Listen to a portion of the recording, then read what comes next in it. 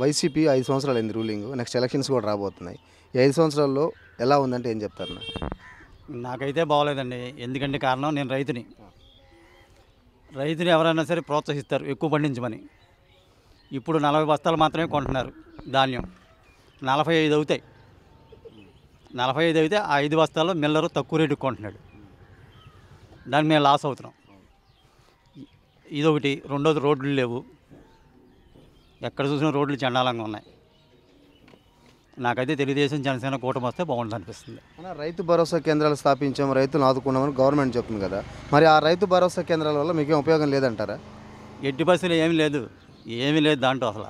ఎరువులు తక్కువ రేటుకి ఇస్తున్నామని అవన్నీ కేంద్ర గవర్నమెంట్ ఇస్తుంది. మా మాత్ర జ్ఞానం మాకుంది.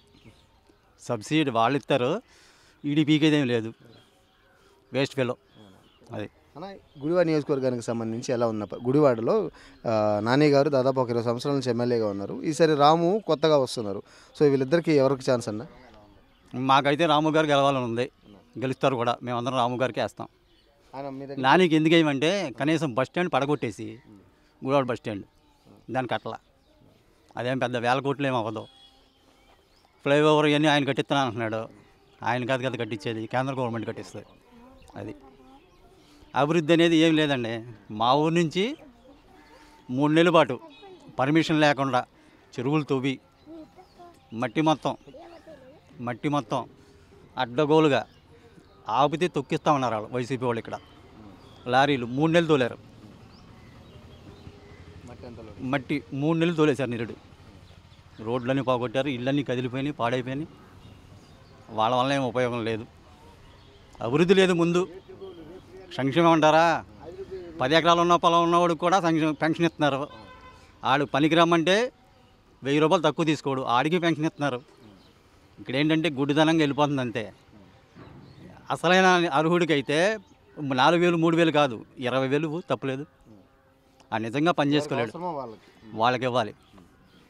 ఈ పథకాలన్నీ వేస్ట్.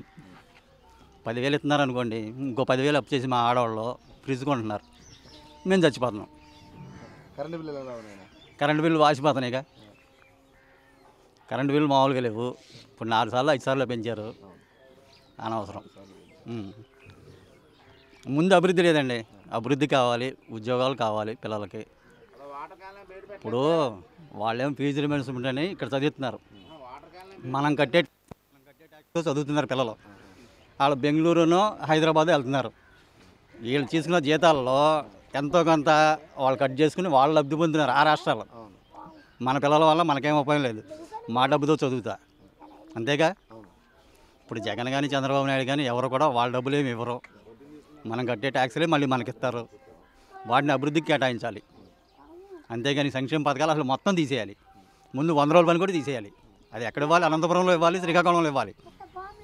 ఈ వేస్ట్ పథకాలన్నీ పెట్టి డబ్బంతా వేస్ట్ చేసి కాలానికి అలా తోసేస్తున్నారు. కానీ వీళ్ళకి అసలు మైండ్ లేదు. వేస్ట్ నా కొడుకులు. అసలు వీళ్ళ పరిపాలనే వేస్ట్. నువ్వు అభివృద్ధి చేస్తేనే కనపడుతుంది. నాకు పలావ్ పెట్టిస్తామండి, అది కనపడదుగా. ఒక చొక్కా కొనిస్తావు, నేను వేసుకుంటే కనిపిస్తుంది మీకు.